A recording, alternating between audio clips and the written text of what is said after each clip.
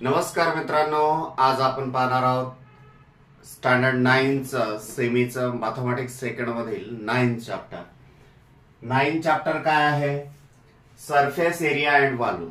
Surface area and volume यामध्ये आपण याआधी बघितलेलंच आहे की वर्ल्डचा सरफेस एरिया आणि व्हॉल्यूम कशा पद्धतीने काढायचं, त्यानंतर क्यूबचा सरफेस एरिया आणि व्हॉल्यूम कसं काढायचं, त्यानंतर सिलेंडरचाही आपण पाहिलेला आहे. तेच आपण रिकॉलिंग करूया. प्रथम बघूया आपण क्युबॉइड. क्युबॉइड शेप तुम्हाला माहितीच आहे. क्युबॉइड शेप कशा पद्धतीने असतो. आपली जी क्लासरूम आहे ही जनरली क्युबॉइड शेपची असते.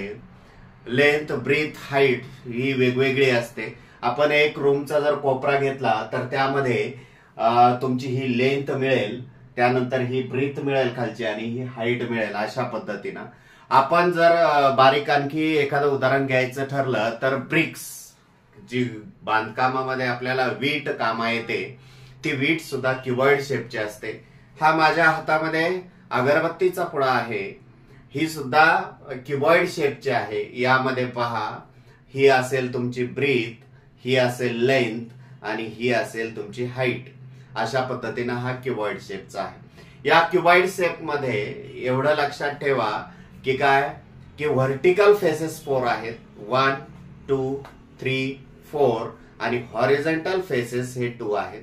अशा पद्धतीने एकूण टोटली या क्युबॉइड शेपला 6 सरफेसेस आहेत, 6 फेसेस आहेत.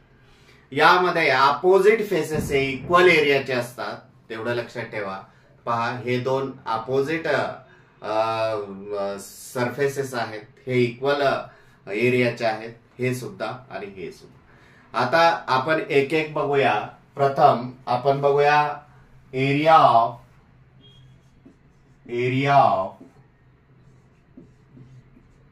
वर्टिकल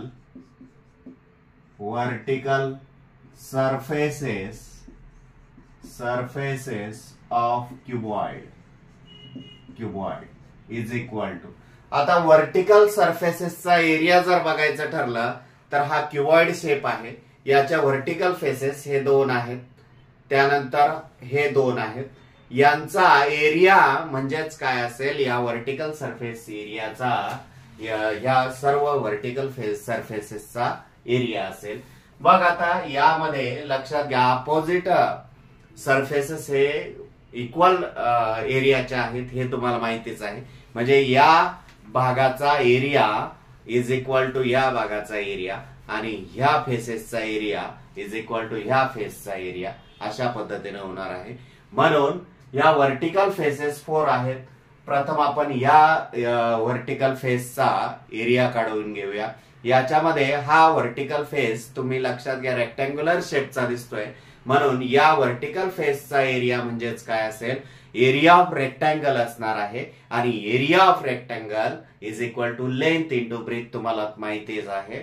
याच्यामध्ये लेंथ म्हणजे ही ब्रीथ येणार आहे आणि ब्रीथ म्हणजे हाईट येणार आहे, एवढं लक्षात ठेवा. म्हणजेच लेंथ म्हणजे एल मानतो आपण, ब्रीथ म्हणजे बी आणि हाईट म्हणजे एच, हे तुम्हाला माहितीच आहे. या फेसचा एरिया ब्रीथ इंटू हाईट येणार आहे. ब्रीथ इंटू हाईट म्हणजेच BH असं आपण म्हणूया. आणि 2 फेसेस आहेत, 2 फेसेस इक्वल एरियाचे आहेत, म्हणून vertical faces 2 into breadth into height येणार आहे.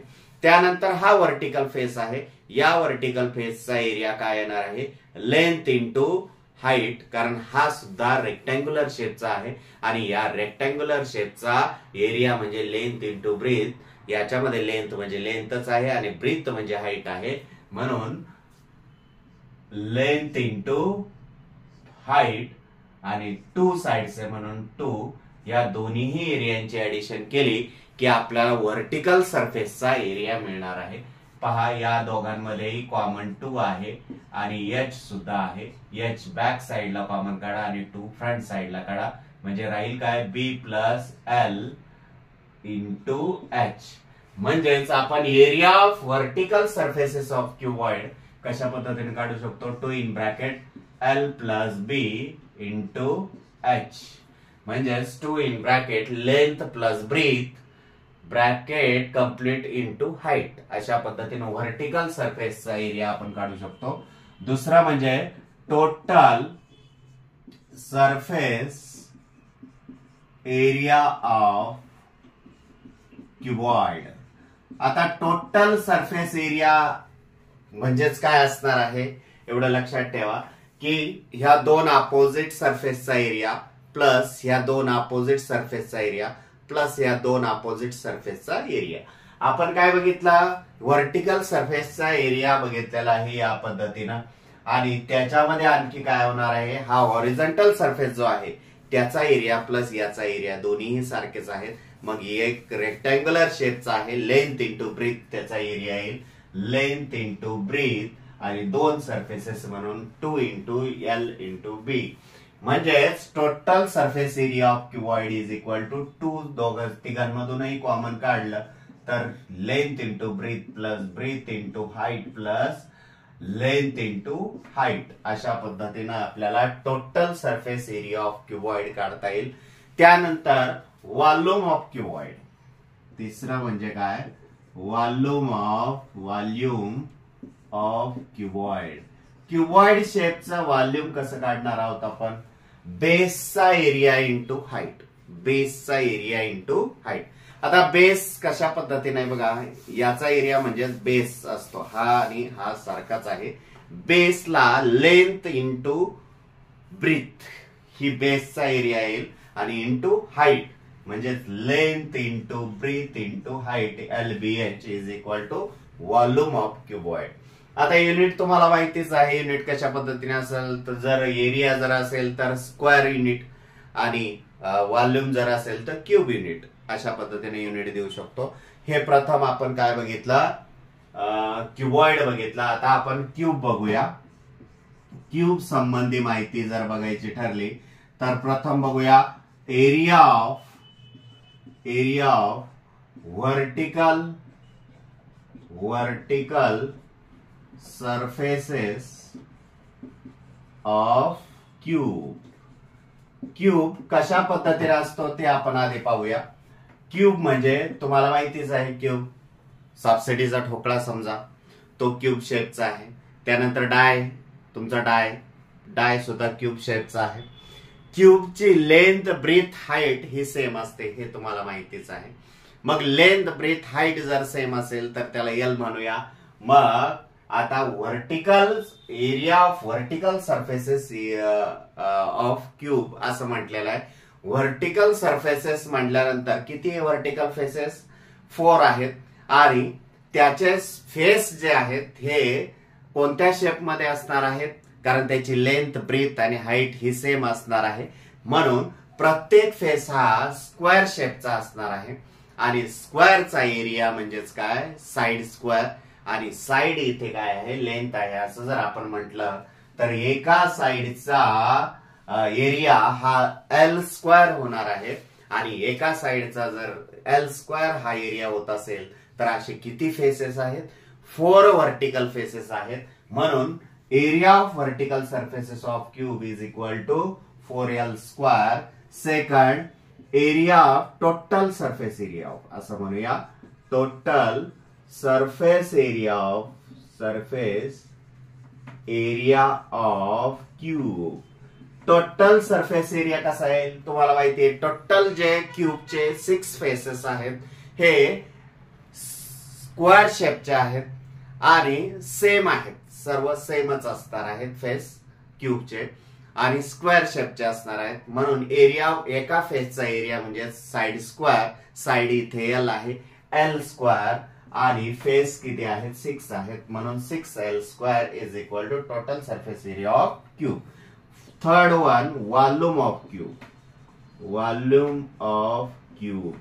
तुम्हाला मी सांगितलंय की हे जे 3D टाइप क्यूबॉइड झालं क्यूब झालं किंवा सिलेंडर झालं यांचा व्हॉल्यूम कसं काढायचं. व्हॉल्यूम म्हणजे त्याच्यामध्ये किती पाणी मावेल किती द्रव मावेल त्याच्यामध्ये किती हवा मावेल ती काढण्याची क्रिया म्हणजेच काय व्हॉल्यूम असते एवढं लक्षात ठेवा. आणि सरफेस एरिया म्हणजे सरफेस एरियाशी रिलेटेड कशी उदाहरणं येतील की ही रूम आहे ही क्युबॉइड शेपची आहे किंवा क्यूब शेपची आहे. याला आतून रंग देण्यासाठी किती स्क्वेअर फूट किती लिटर रंग लागेल किंवा मग किती स्क्वेअर फुटाचा एरिया असेल या पद्धतीनं काढण्यासाठी आपल्याला उपयोग होतो. चला तर व्हॉल्यूम ऑफ क्यूब म्हणूया आपण, काढूया काय, बेसचा एरिया इंटू हाईट. बेसचा एरिया एल स्क्वेअर आहे इंटू एल, हाईट ही एल आहे म्हणून एल क्यूब येणार आहे. Volume of cube is equal to side cube किंवा एल क्यूब असं आपण म्हणू शकतो. आता पाहूया आपण सिलेंडर शेप. सिलेंडर शेप कशा पद्धतीने असतो. सिलेंडर तुम्हाला माहितीच आहे, सिलेंडर हा साधारणतः अशा पद्धतीने असतो. आपल्या घरातील पिंप हा सिलेंडर टाईपचा असतो. कशा टाईपचा असतो. सिलेंडर टाईपचा असतो. इथे हा 90 राईट अँगल ट्रायंगल असेल, खाली सर्क्युलर भाग असणार आहे, हा वरचा सुद्धा काय असणार आहे, सर्क्युलर शेपचा भाग असणार आहे आणि हा कर्व असणार आहे अशा पद्धतीने. मग याचा जर विचार केला तर यामध्ये लक्षात घ्या, ही काय असणार आहे, रेडियस असणार आहे त्या सर्कलची आणि ही काय असणार आहे, हाईट असणार आहे. मग या सिलेंडर टाईपचे आपल्या घरामध्ये कोणकोणते साहित्य असतात माहितीये का तुम्हाला. कोणकोणते साहित्य असतात तर आपण पाण्याचा पिंप बघितला किंवा एखाद्याची चूल जर असेल तर फुंकणी जी आहे ती फुंकणी सुद्धा सिलेंडर टाईपची असते. अशा पद्धतीनं हे पहा, हा सिलेंडर आहे असं आपण म्हणूया. हा सर्क्युलर भाग आहे, हा सिलेंडर आहे. याचा इकडचा भाग बघा सर्क्युलर आहे, इकडचा भाग सर्क्युलर आहे. मग आता या सिलेंडरचा प्रथम आपण बघूया curve surface area of cylinder. Curve surface area of cylinder. मग curve surface area of cylinder कसं काढणार. मग याचा कर्व सरफेस एरिया हा म्हणजेच आपण जर या सिलेंडरचा असा काप घेतला कात्रीने तर हाच आपल्याला कर्व सरफेस एरिया म्हणजेच हा रेक्टँग्युलर शेप दिसतोय. या रेक्टँग्युलर शेप जो आहे हा कर्व सरफेस एरिया, रेक्टँग्युलर शेपच्या साइड ज्या आहेत ही साइड म्हणजेच त्या सिलेंडरची हाईट असणार आहे आणि ही साइड म्हणजेच काय असणार आहे त्या सिलेंडरचे हा जो सर्क्युलर भाग आहे याचा काय असणार आहे, सर्कम्फरन्स असणार आहे. मग सर्कम्फरन्स असणार आहे म्हटल्यानंतर या रेक्टँगलचा एरिया म्हणजेच कर्व सरफेस एरिया आहे. मग रेक्टँगलचा एरिया कसा काढणार. Rectangle area of rectangle is equal to height into circumference of this circle. मग आता हा रेक्टँग्युलर शेप असल्यामुळे आपल्याला तसा एरिया काढता येईल. म्हणजेच याचा सर्कम्फरन्स काय येणार आहे, सर्कलचा 2πr इंटू हाईट h. म्हणून आपण काय म्हणू शकतो, curve surface area of this cylinder is equal to 2πrh. Next one, second, total surface area. Total surface area of cylinder. Total surface area of cylinder कसा काढणार. मग हा कर्व सरफेस एरिया प्लस काय येणार आहे, circular area, two circular area, this one and this one. लक्षात घ्या. मग दोन circular area plus curve surface area. Curve surface area किती आलेला आहे आपल्याला, 2πrh प्लस या सर्कलचा एरिया काय असणार आहे, area of circle is equal to πr square. πr square. But हे सर्क्युलर एरिया जे आहेत हे किती आहेत, 2 फेसेस आहेत म्हणून इथे काय येणार आहे 2πr स्क्वेअर. हे सर्क्युलर फेसेसचा area plus curve surface area. पहा, curve surface area plus 2 into πr square. याच्यामध्ये दोघांमध्ये हे 2πr कॉमन जर काढलं तर काय मिळणार आहे, 2πr ब्रॅकेट मध्ये h plus r. This is a total surface area of cylinder. Third one काय बघणार आहोत आता, व्हॉल्यूम ऑफ सिलेंडर. मग व्हॉल्यूम ऑफ सिलेंडर काय येणार आहे, तुम्हाला मी सांगितलंय की व्हॉल्यूम कसं काढायचं, याच्यामध्ये किती पाणी मावेल, किती द्रव मावेल, किती लिक्विड मावेल, किती हवा मावेल, या पद्धतीनं जे काढणार आहोत ते म्हणजे व्हॉल्यूम. आता वॉल्यूम कसं काढणार आहात? Area of base into height. आता बेस जो आहे तो सर्क्युलर आहे, मग त्याचा जर एरिया म्हटलं तर काय येणार आहे? पाय आर स्क्वेअर आणि इंटू हाईट, हाईट म्हणजे h. Therefore volume of cylinder is equal to pi R square h. आता याच्यावर आधारित आपण प्रॅक्टिस सेट 9.1 पाहणार आहोत. प्रॅक्टिस सेट 9.1 मध्ये length, breadth and height of cuboid shape box of medicine is 20 centimeter, 12 centimeter and 10 centimeter respectively. Find the surface area of vertical faces and total surface area of the box असं विचारलेलं आहे आपल्याला. आपण जर एक cuboid शेपचा जर काय काढून घेतला, क्युबॉइड शेपचा आपण जर एक बॉक्स जर काढून घेतला तर काय येणार आहे बघूया आपण. चला, अशा पद्धतीनं आपण जर क्युबॉइड शेपचा जर बॉक्स काढून घेतला तर यामध्ये लेंथ, लेंथ कोणती म्हटलेलं आहे? ही लेंथ म्हटलेलं आहे. आपण असं म्हणूया ही लेंथ आहे, ही ब्रीथ आहे आणि ही हाईट आहे. यामध्ये length is equal to 20 centimetre, breadth is equal to 12 centimetre and height is equal to 10 centimetre असं जर दिलेलं असेल तर आपल्याला काय करायचं? Find the surface area of vertical faces. मग नाव हिअर गिव्हन डेटा जो आहे तो प्रथम राईट करूया. Here length is equal to L is equal to 20 centimetre, breadth is equal to B is equal to 12 centimeter and height HIGST, height is equal to H is equal to 10 centimeter. Now we have considered the surface area of vertical faces of cuboid shape this medicine box. Now surface area of vertical faces of cuboid असं आपण म्हणू शकतो is equal to.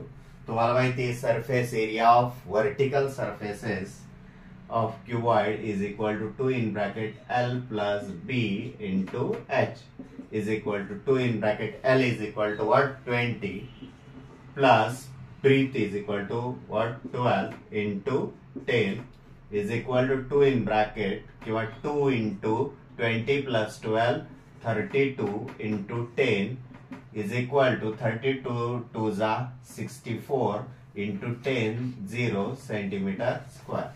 किंवा therefore आपण काय म्हणू शकतो? Surface area of vertical faces of cuboid is equal to 640 square centimetre किंवा सेंटीमीटर स्क्वेअर असं आपण म्हणू शकतो. नेक्स्ट वन, आपण जर वॉल्यूमचा विचार केला आता नाव आपण काय म्हणूया? नाव हिअर टोटल सरफेस वॉल्यूम नाही sorry total surface area of the box, total surface area of the box is equal to total surface area of the box is equal to काय आहे? 2 in bracket LB plus BH plus LH म्हणजेच काय?